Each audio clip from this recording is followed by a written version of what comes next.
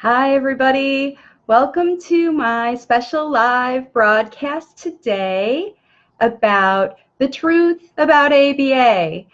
This is a topic, a big topic, and I have a lot of families who are interested when they call me for strategy sessions, or I talk to them in groups, or I talk to them on my page, and they have been very interested in talking about ABA because it is the #1 recommended intervention for anyone who has a child who has been diagnosed or is considered to be at all on the spectrum. And with 1 in 59 children being identified as being on the spectrum, you can understand how this method, ABA, is recommended to lots of folks. I see that there are a bunch of people joining on. I'm really glad I put a notice about this so that you all could plan to join me.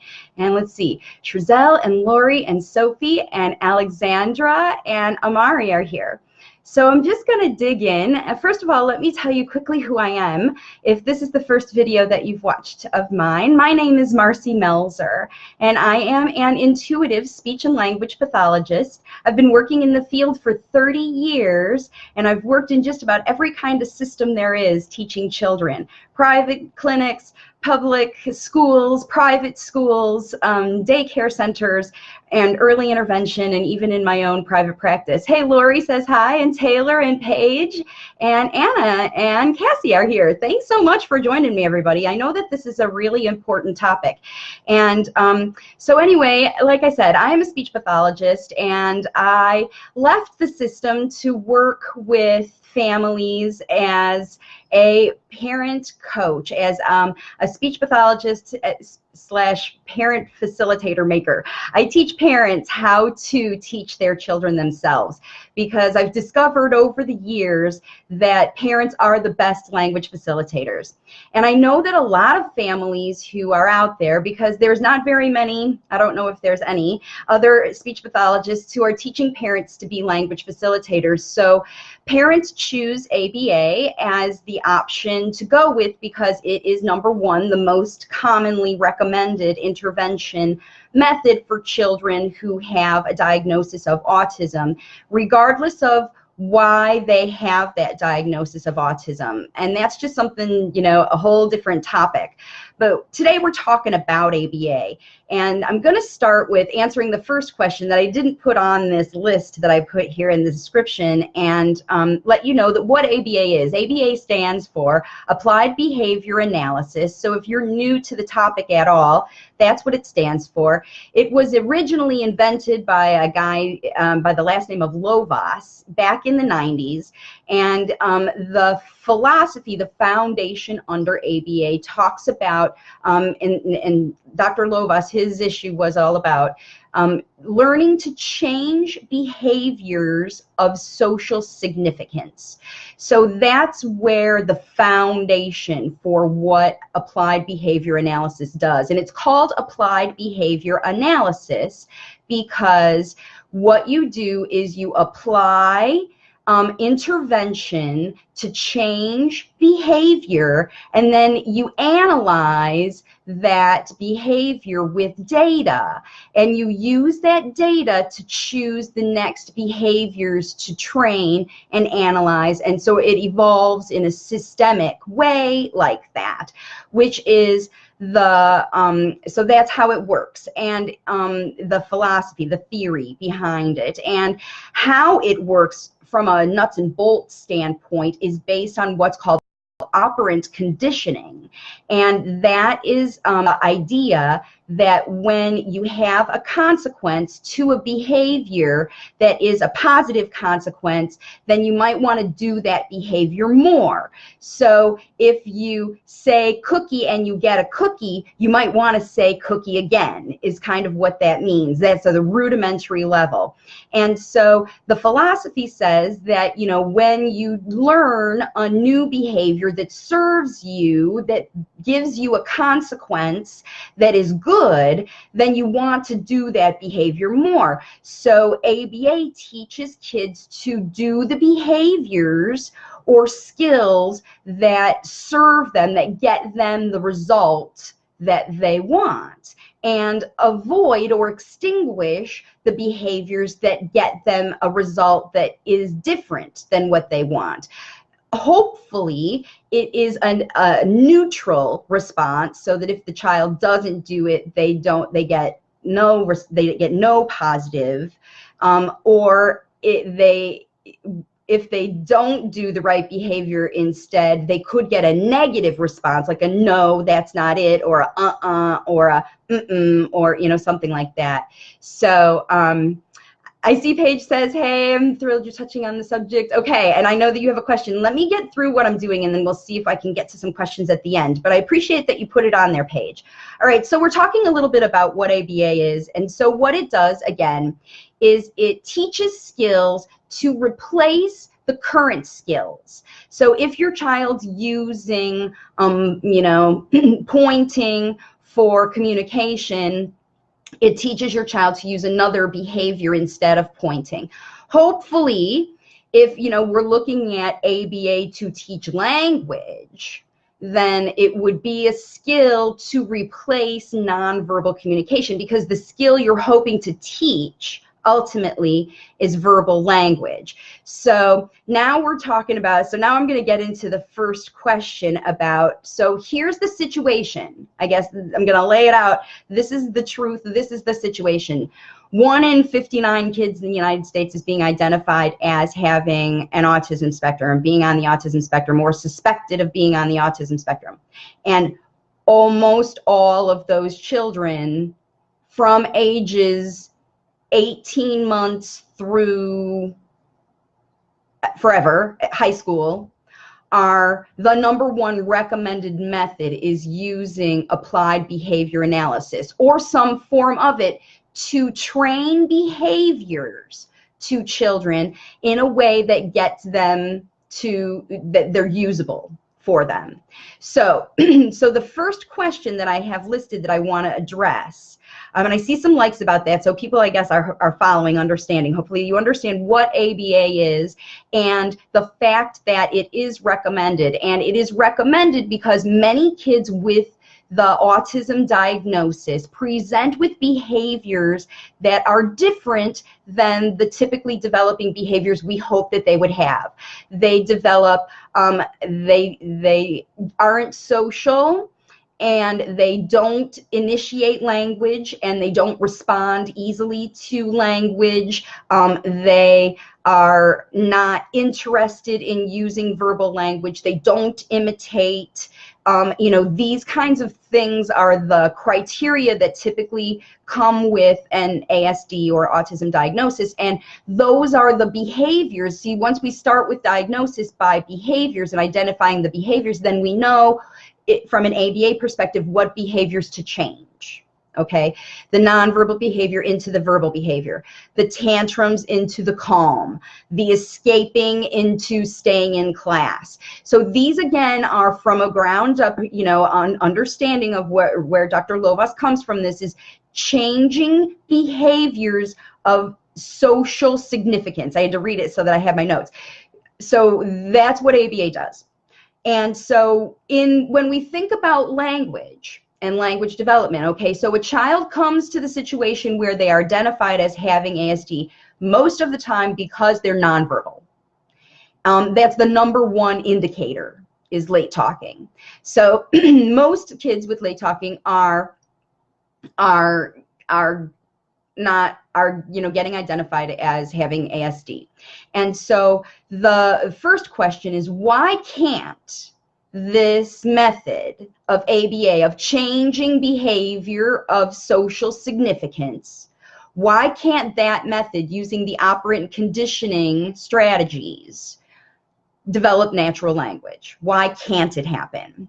And so the basic underlying answer to that big question is, it's because operant conditioning is reliant on a prompt for the response. So you don't, in practicing the strategies to develop verbal language, the child learns initially, they have to learn to follow a prompt, to imitate, to do what I say, to follow a direction. And when we're talking about children who don't typically follow verbal directions, obviously that's why we're here, because the child has a diagnosis because they're not following verbal directions.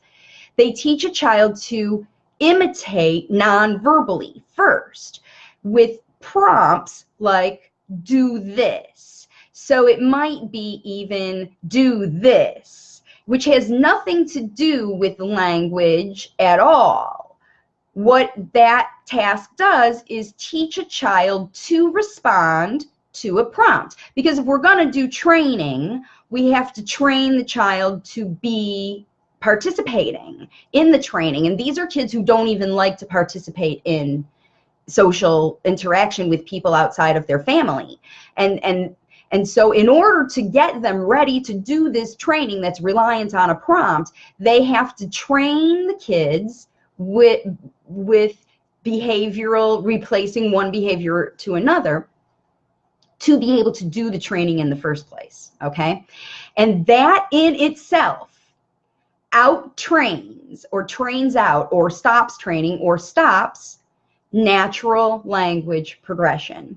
Because when we learn language, anyone who learns language, your child who might be a non-late talker, or the other kids in your child's class, or other children you see who develop language naturally, develop it from the ground up.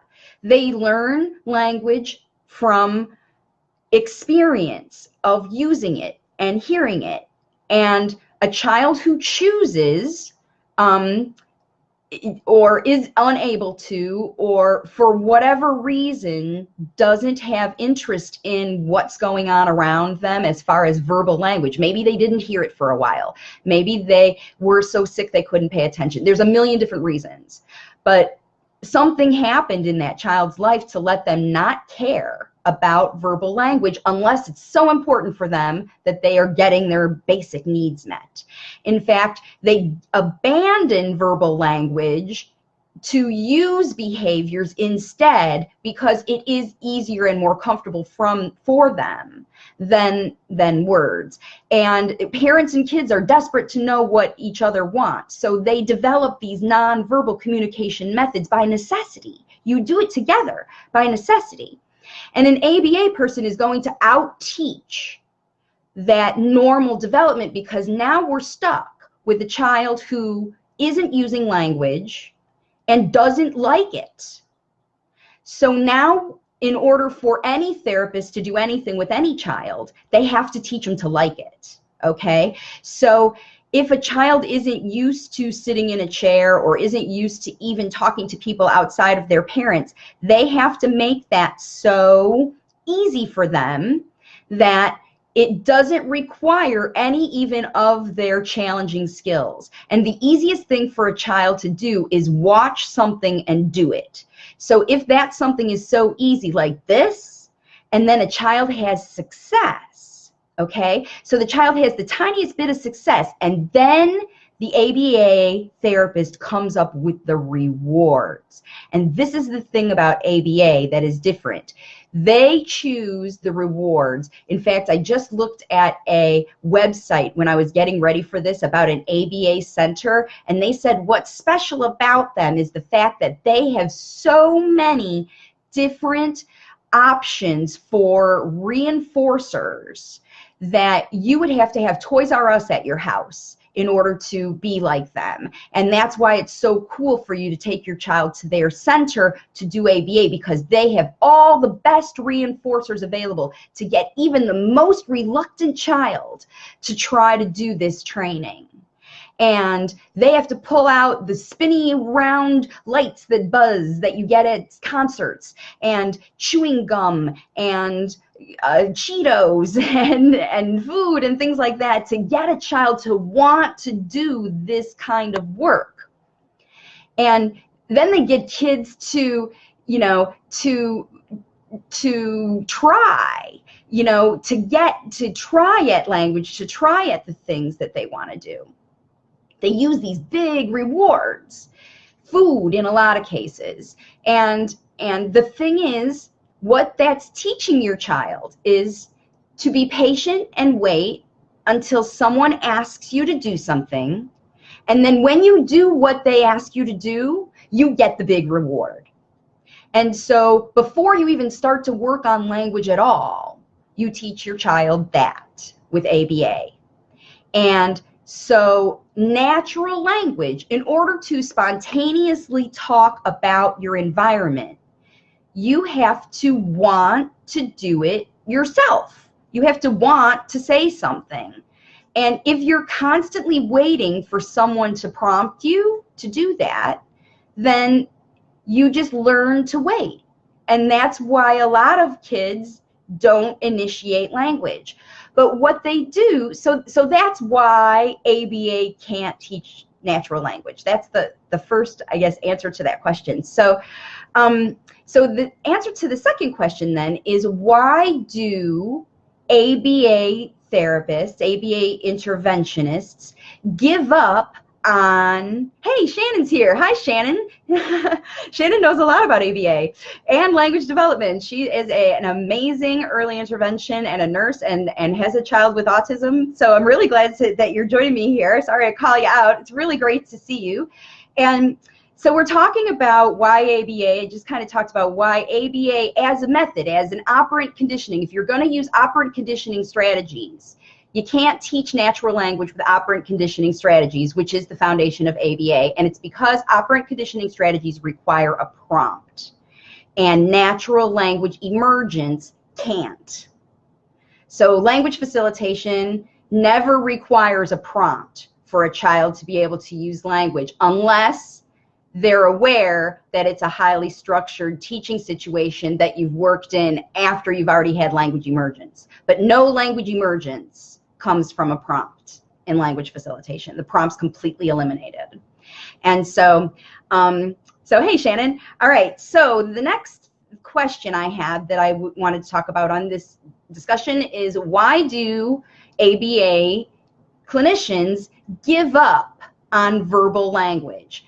At what point does the ABA therapist decide that going with an alternative to verbal language? Why does that happen? That they decide that it's best for your child to use sign language or a picture system like PECS? And why does that happen? And it happens for a couple reasons. First of all, remember what I just said.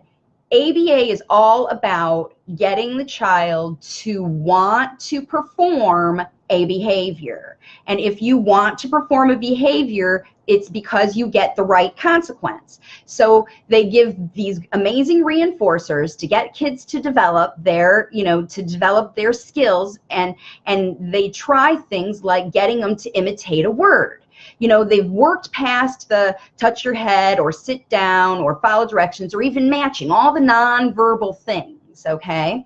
Now, ABA has to teach receptive language first because it's all about prompting and giving directions. So what's important is that when you do, recommend, for your child, you request for them to say something or, something like that, they understand that request. So they have to learn language receptively first in order to follow the directions for the training, because remember, we've had to be trained to do the training. So now, in order to do ABA training, you have to understand people, and if you're not interested in following people verbally, you learn to imitate visually first, but then you learn auditorily to match what you're hearing with what you see. So it's receptive language activities like find ball, if there's a ball and a duck. And so you teach the ABA method, again, is going to give your child the vocabulary that they need receptively by teaching it visually, because visually is how they've got them to buy into following directions and all of that anyway. So they identify and they understand what the thing is called.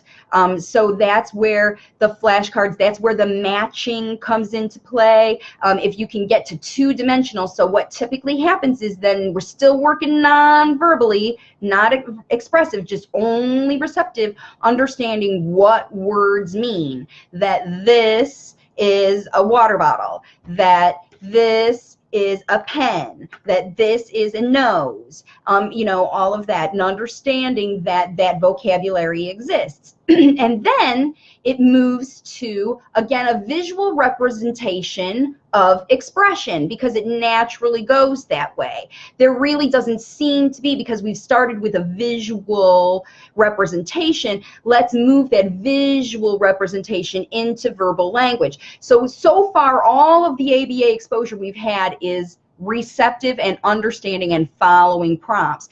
And there's zero anything about using that for requesting, except when it gets down to, now you've got some kind of a representation of that object that's visual. It might be a sign. If it's an activity, it might be eat or drink or this, you know, because they're trying to give kids a something to use to request what they want, so that they can get rid of the tantrums that they were using to request what they want. So they encourage things like pointing or gestures or things like that. But at home, you can't wait for all that. You go with the kid taking you to what they are and showing you or bringing you stuff, because you still have to know what they want while they're still learning to participate in ABA.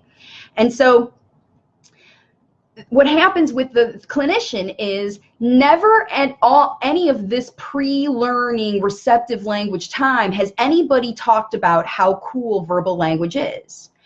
In fact, when you talk about animals and animal sounds, it's like, you know, it's not even responding. Which one says moo, they say, instead of having the child practice saying moo, because that's the receptive language thing first. So when you learn the expressive, suddenly now we're changing. Like, okay, well, at some point there has to be a decision to try verbal language, but your child is so conditioned by this time to use nonverbal ways to communicate that resistance to verbal language or saying verbal language that they have no practice doing, because they've been sitting and waiting and listening for someone to talk to them. They have no practice using talking. And then when it comes time to expect them to say a word, they're completely unprepared and completely like, whoa, wait a minute. We've just been using pictures so far. Now all of a sudden I have to use my mouth. We haven't talked about using mouths at all. And so then kids are resistant. They fight it. And then people see, the therapist or the ABA interventionist sees, uh-oh, now we have to step back, because we can only proceed if we do these things happily with the positive reinforcement and the spinny lights and the food and all of that. That stuff's resulting in really good understanding of language and even maybe saying words if they get to some point, if it's imitating that one word. But then, you know, like I said, when you get to start to say those words, you're labeling things. So now not only do we know that this is a pen, but when I see it, I say pen. And if I really want it, I say pen. It all comes down to pen. And then that's success, because now I've said a word that means this and I get it. And that's cool. So that's verbal language. So progress, right? Now when we look at our data every week, we're seeing that not only does the child identify what the words are, but then they start to say them. And now they've said these single words, so now we know how to move forward with the kinds of skills to teach that we can see good result with. Now we can teach lots of words. We can teach words all day, because there's many words to be able to teach. So now we learn lots of vocabulary, okay? And then we get really good at saying words, single words, pen to get the pen, cookie to say the cookie. And it doesn't really sound like natural language. So how do we carry that over to something else? Well, we teach a phrase, and base that phrase means the single word. So then we teach I want. And then we have a choice, and you say, teach the child that before they say pen, now they have to say I want. So now they, in order to get the pen, it got a little bit harder, but that's okay because the cookie's bigger or the reward is better and whatever. So the child goes, okay, so now in order to get the pen, I have to try a little harder. So now I have to say, I want pen, which really means the same as pen, but it's just more words coming out of their mouth. Kids who learn how to say I want, or a phrase, can I have, things like that, as a phrase to learn to request all of their different things, that can I have means nothing by itself. It's just another behavior to tack on before the behavior of saying the word to get what you want. Because remember, it's all about what behavior do I have to perform to get my desired outcome, to get my desired object. And in the case of ABA, the behavior I have to do is I have to say a word, and then when it gets harder, I have to say a phrase. And so what's tough is the person who is prompting, as this vocabulary gets larger, can't possibly give choices for all of those things like they do at the beginning. Do you want water bottle or pen? And when the child could potentially want any of a million things, that's when technology comes into play. And they set up an iPad. So, and then the iPad can be programmed to say all kinds of phrases that mean pen and that mean water bottle. And the phrase could say, may I have a water bottle, please? And the child, all they have to do is the same thing. Now they don't even have to say it, but they can use a technology to just touch it. And then this phrase that's been programmed by someone else comes out of the technology. And you're teaching your child over and over and over again to more complexly use that technology to be able to say complex ways for single words. Because ultimately, all they have to do is say jump, and you understand that they want to go to the trampoline park because for 5 years, that's been the way you've been going. You know what I mean? For a long time, you've already understood that. How is that additional ability to label things with a long phrase going to help a child tell you anything else? It's not. And there's so I think what we have to really think about ABA, and why do people give up on using verbal language? Because kids get so successful so quickly using these alternatives. And ABA always has to see numbers increasing. And if the numbers go down and it gets too hard, then they just have to make that task more reinforcing. And they just continually teach that task. And whenever it gets off base or whenever it gets too tricky and they don't have a task to teach to fix it, then they just stick with what works. Okay, so stick with what works is only good as long as it works. So, all right, next question to talk about this. How to know if ABA is limiting your child. So we talked about a lot of people get into ABA and they see a lot of improvement. Their kids never ever said words before and now they're saying words, okay? Which is great. And it's helpful, and they probably have also extinguished a lot of the communication behaviors or elopement behaviors or stimming behaviors or any of those other behaviors that you didn't find useful or effective or were harming him or whatever. Those behaviors can be extinguished by, teaching a child to stay in a room instead of run out, things like that. And so they get really good at, learning how to do that. And so a lot of kids benefit from just learning how to follow directions. So the process of learning, that very beginning stage for some kids is really important because it's difficult for you to teach them anything.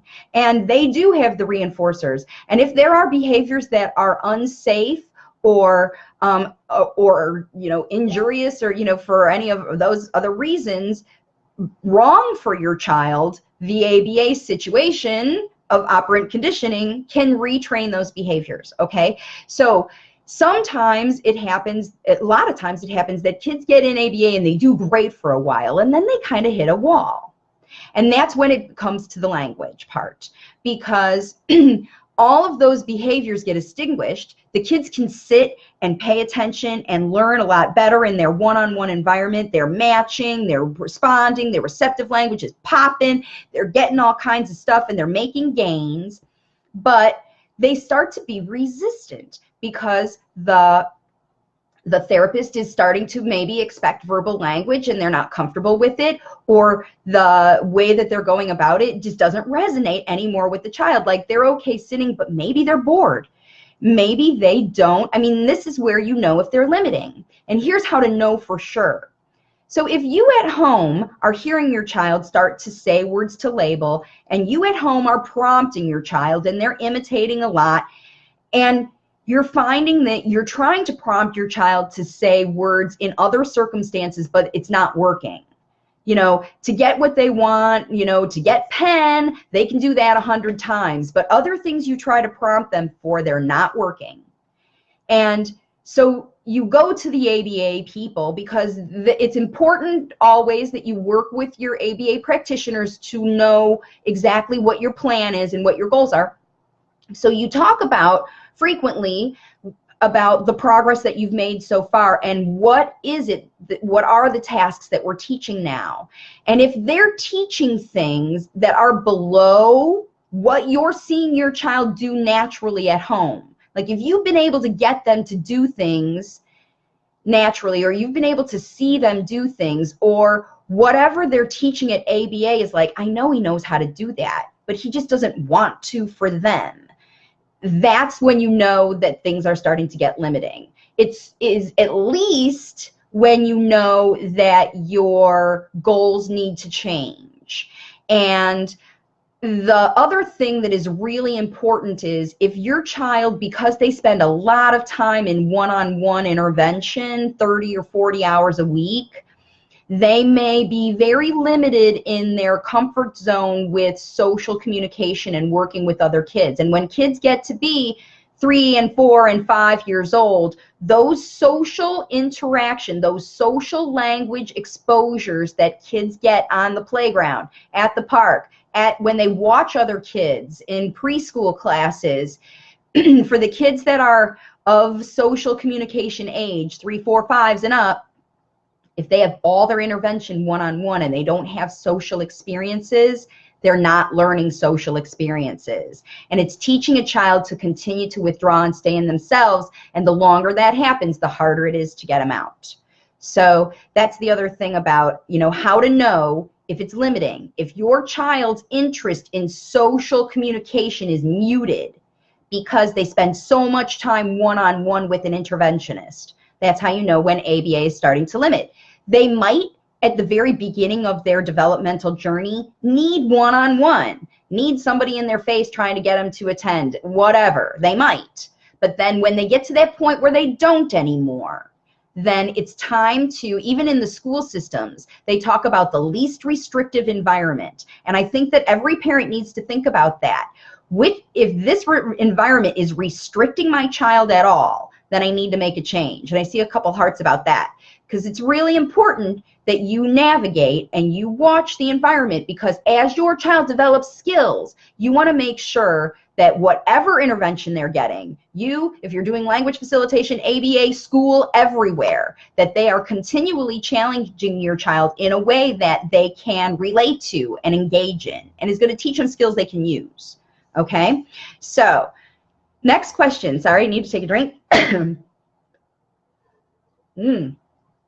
Excuse me. Okay, so why is ABA so popular if it has negative effects? Okay, and I think I already answered this, but it's because that initial stage, see, parents who have kids who are diagnosed with ASD are dealing with children who have behaviors that are unusual, they're different from other kids, and they're worrisome, okay? And all parents really want is someone to help them know what to do with their child. And the current system says, because it is the #1 recommended methodology for any child who has an autism diagnosis, it's important that you understand, too, that the government and insurance reimbursement systems have listened to the autism community, who believe that children need this early, highly structured learning in order to see appropriate changes as early as possible. And because it sees such positive effects early, and I think it's designed to preempt that withdrawing into your own self thing that happens to late talkers. And the thing is, when you look at how many children are being diagnosed with ASD for so many different reasons, that kind of early high structure may not be the best thing for your child. But why is it so popular? #1, it is reimbursed for free by insurance companies, and it is reimbursed for free by scholarship programs, and it is reimbursed for free by state systems and government systems. It's free. That's why the #1 reason it's popular is because it's free. And it's intensive. And it changes kids' behavior.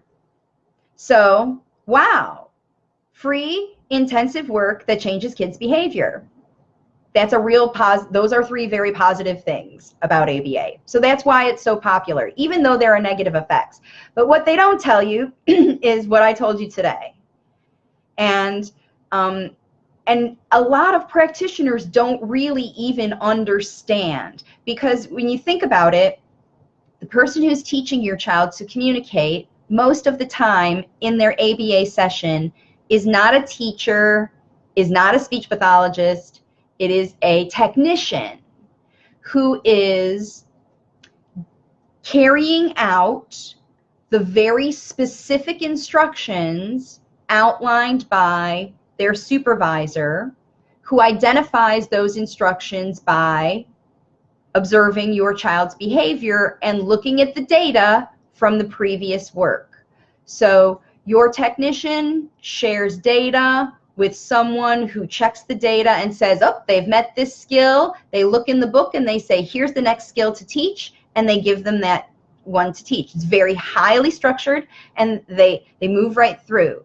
So, and Xiao says not free. So like I said, so #1 reason that it is popular is that people can get funding to pay for it. It's not always free, but it can be free. And it is more free than speech therapy, okay? So like I said, this person who's teaching your child, the reason that it can be provided so inexpensively to families with scholarship programs is that it doesn't require a skilled, licensed clinician to be working with your child for 30 to 40 hours a week. It's someone who's been trained to follow strategies. So here's my philosophy about that. And when you look at it as an option, if you had strategies to be able to teach you in exactly the same way how to teach your child to communicate from the ground up, you could do the same as an ABA technician. You have the same level of training, even more, because you know your child better than that technician, okay? Do you have 35 to 40 hours a week to train your child one-on-one to teach them the skills and communication that they need? Absolutely. You already spend 80 hours a week, 100 hours a week doing exactly that with your child, okay? So it's just that you don't always know the strategies that you have, and you're potentially working against a system because now your child is only waiting for you to prompt them to talk. And it relies on you to prompt all the time for every talk, for every communication. And that's why it can't be natural. All right. So number 5, what can parents do to work out, to avoid, or to overcome, I guess, the negative effects if your child's been in ABA? Okay, so that's what's happening now, is that I'm reaching parents or reaching out to me. Hey Donna, thanks for joining me. So when parents reach out to me and they say, my child has been in ABA, my child's 5, 6, 7, 10, you know, has been in ABA for all these years, and speech therapy, and the speech therapy is coordinating with the ABA to help us learn how to use the iPad in functional circumstances to request things. So they're just using that same technology. So the first thing that you can do in your house, even if your child has ABA, all right, I'm just kind of spilling my guts, is these are the techniques that are going to help you potentially overcome any negative effects, okay? The first thing you do is eliminate the prompt. There's no more prompt, no more questioning, no more anything. Just model language for your child. That's the first one. The second one is never force language, never pull language, never, you can't have this until you say it. Never do that. That's the best way to do it. So, I mean, the strategies that I give parents are fundamentally these. No more prompting, no more questions, no more pulling, no more requiring your child to say something. Cut it. All that's gone. Natural language isn't developed that way. So that's the first thing that you can do in your household today to start to get over that. Quit prompting. All right. So the second thing is, or the third, I guess, is never make the reward contingent on success. That's what this is. Say pen or you can't have the pen. Say iPad or you can't have the iPad. You have to somehow help your child facilitate requesting it in a way that's nonverbal. Even if you have to resort back to your nonverbal ways to try to teach them how to do it. But, you know, and this is where a language facilitation plan comes in handy, because I'm able to help you overcome whatever is blocking your child from wanting to do that with exact strategies and how to do that. So, and then the last thing that you can do, if you're tackling this on your own and you're wanting to know how to overcome, is that you must make your language modeling for your child easy, happy, safe, and fun, okay? Every strategy that my language facilitation families use as an alternative to help them get over the ABA, to help them get over the drill sergeant stuff, is they have fun with language development. They get back to talking about life like you do with, you know, pretend your child can't talk at all and start to teach them from the beginning. And just like they were, if your child's 10, you know, you don't have to talk to them like a baby, but just model simple language and get them going the right way. And that's it. You know, I think that, you know, and Shao says ABA is helpful in teaching basic skills such as following directions. It does, because following directions requires a prompt. You know, you do want your child to be able to learn from a prompt. You just don't want them to have their expressive language reliant on it. Let me look here. I'm just going to scroll through while I'm on still. I know this was a really long live, but I wanted to get through and check out some comments. I know that some people had said some things. I'm going to go back. I think this is far. And Shao Kin says, hey, Marcy, when guys does something bad like peeing on the floor instead of potty, shall I tell him that it is bad and he should clean it calmly? He understands and will clean, or shall I ignore it and clean it myself as advised by his therapists? So, you know, if it's, you know, if it's a behavior that you want to change, I would think that you would want to know some strategies on how to change that behavior. That's not language facilitation, but, you You know, the only way for a child to know if a behavior is not acceptable is if you let them know that it's not acceptable. I mean, I think that it's a ABA thing. Like, they don't like to say no to kids because they don't want to teach kids to say no. But sometimes, I mean, there's boundaries, right? I mean, we all have to have places that we can go and that we can't, and things that we can do and that we can't. And if he understands that that's not acceptable, like, whoa, that's really not acceptable, peeing on the floor. So let's, you know, and I don't know that making him clean it up, you know, it's all, I think, in your case, about making that activity not about belittling him for behavior that's wrong, because he didn't know. You can't assume that he knew it was wrong. You can assume that he did it because he was testing. He was trying you out. He was seeing what would happen when he does that. And that's all about ABA. So the consequence here needs to be fitting of the behavior. I mean, that's the foundation of ABA. So if it's a good behavior, good consequence. Bad behavior, they're saying no consequence because they don't want to have any negative reinforcement. But I mean, some behaviors, you know, it's not like you have to be physical, but you can let him know, and you know how to do that. I think that's how it goes. So, all right. So, all right, good. So I'm glad that, this is, Alexandra says that her husband says, I'm glad that I'm saying the same kinds of things that you guys are talking about. A lot of times dads get this. Tracy says, spot on. Thanks for joining me, Tracy and Alexandra. And Archana says, I think it's the reason parents depend on ABA to promote compliance and depend on Marcy's strategies to promote speech for their kids. All right, so there's a combination of how people can use ABA to help you. I mean, that's why I can't tell you that ABA is bad. All I can tell you is this is what ABA is. And this is what ABA teaches. And any kind of intervention that you have with your child, you need to understand its value for you.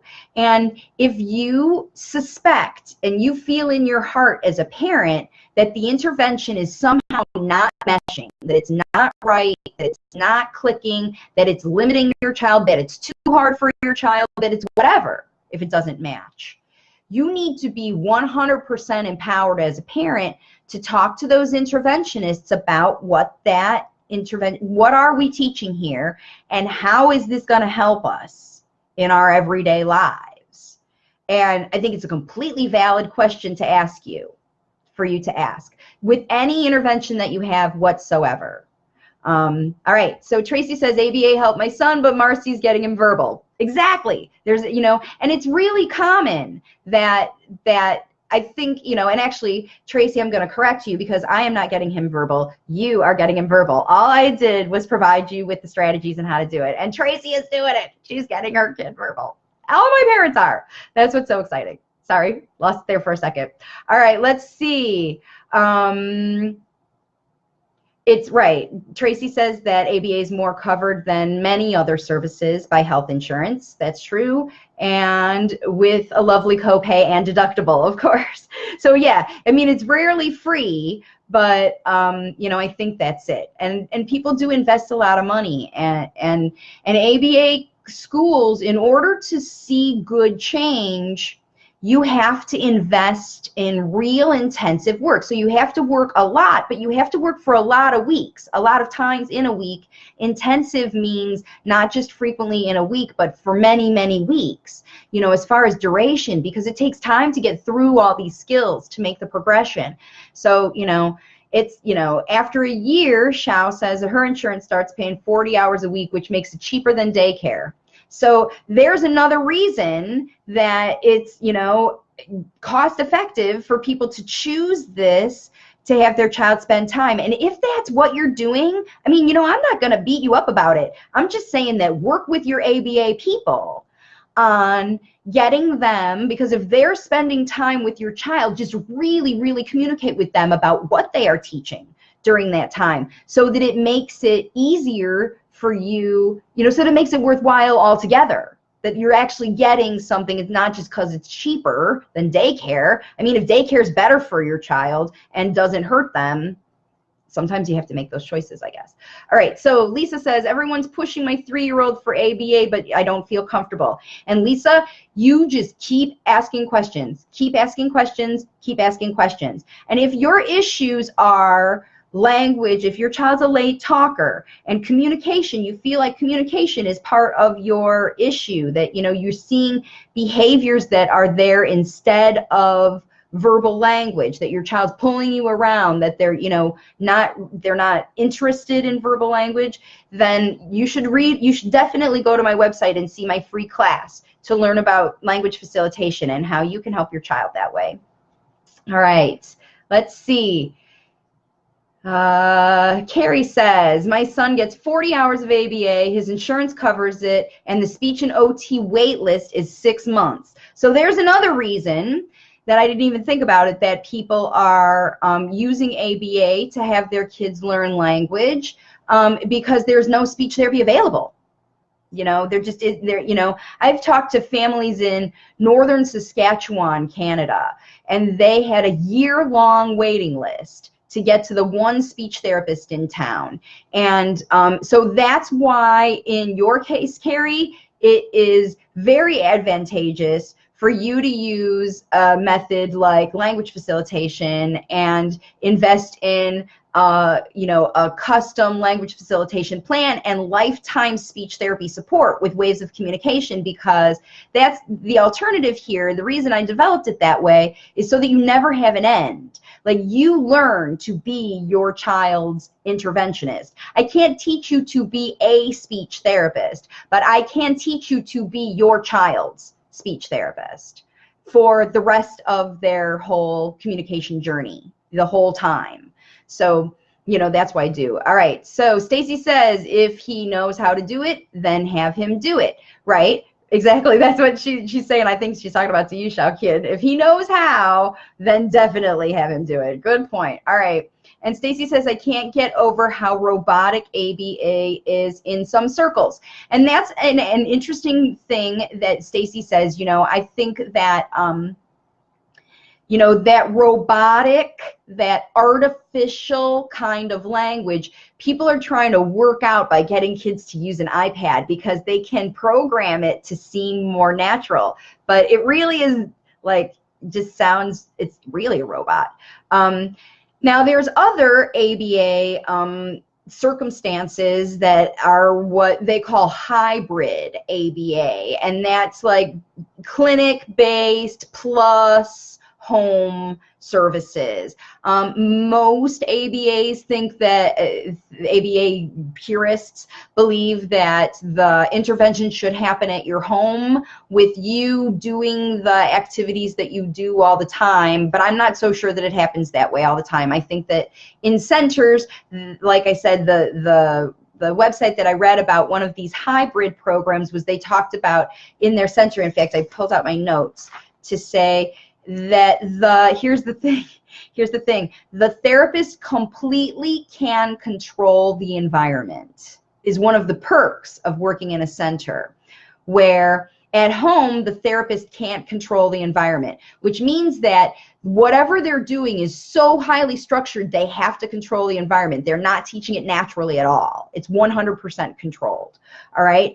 And that they provide the effective reinforcement, but the thing that they tout, the thing that they really say is effective about working in a center is what they call rapid skill acquisition. So that means that the skills that they're teaching in a highly controlled environment, the kids can learn those skills faster. But remember, they are learning them in a highly controlled environment. And the hybrid part is where you take those skills and they say skills may need to generalize skills. So that, of course, you need to generalize skills, because what good is it to teach a child to do them in one structured environment? You have to teach them. You have to generalize every skill a child is. So that's why the home intervention dovetails with a hybrid kind of class where they're at the class and at home.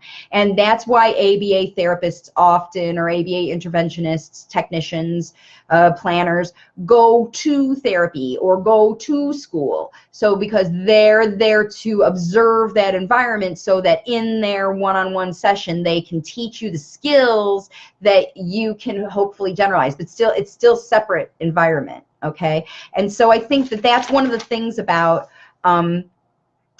differences between ABA programs. And I have had parents tell me that their ABA therapists are amazing. Their children love them. And there's no doubt. There's no doubt, because they've got all the best fun reinforcers on the planet. Their job is to find out what your child likes and have it handy for when they do a good job. So of course they like them. And they're fabulous people who love to help kids. It's just that they're only teaching what they're told to teach. Okay, and so, all right. Uh-oh, John gets whoopings. Uh-oh. We'll see. I don't know. I mean, I think that's up to you and your family to decide how you do any kind of negative reinforcement. All right, Lisa says, I want to learn more about language facilitation. My 3-year-old has about 30 words. Great. The best way for you to learn about language facilitation, Lisa, is to visit my website, wavesofcommunication.com, and there's a free class on there that you can watch. It's 40 minutes long, and it tells all about what it takes to be a language facilitator parent, what it takes for your child to be able to respond to language facilitation, why Manatees showed me how to do it. It's a good class. And after the class, you can schedule a free strategy session with me to learn more and to find out exactly why. Before I offer the program to anybody, we always do a, language facilitation strategy session. Alexandra says, I'm not abusive, but he knows better at some things anyways. Like I said, what works for every family is every family's different. I can't judge whatever because I don't live your life. All right, and Shao says, Marcy will help translate the skills Gaius learns into real life. That's right. You will do it. You will do it. And Alexander says, I don't think he has ASD. I think he has a language issue with an avoidance disorder because he can do what he wants. And it's so hard to understand my son and add me as a friend. Great. So Alexandra, I'm glad that you join and you're joining us today. Tracy says, Marcy's been a game changer for my kiddo. Thank you, Tracy. What she's doing is so natural, and it is our job as their parents to get them to communicate. We are with them the most. That's absolutely true, and Tracy is proof in the making. Her little guy is a rock star. Was not even saying words consistently, and now he's saying words all the time, new words all the time. All right, so Carrie says her son works at home with ABA, I assume. And Shazal, ooh, something popped up, sorry. Thanks for the love. Thanks for teaching us parents. Just once again, search for, good, listen to, and embrace that ancient parental instinct we all have. Yes, that is so true. The ones, in accordance with the laws of nature, the things that your child has in there. Every parent I talk to is like, my child has things to say. They want to communicate. They are social. They're just afraid of language. And, Chazelle, bringing out those natural things is the foundation of what I teach parents to do. Easy, happy, safe, and fun.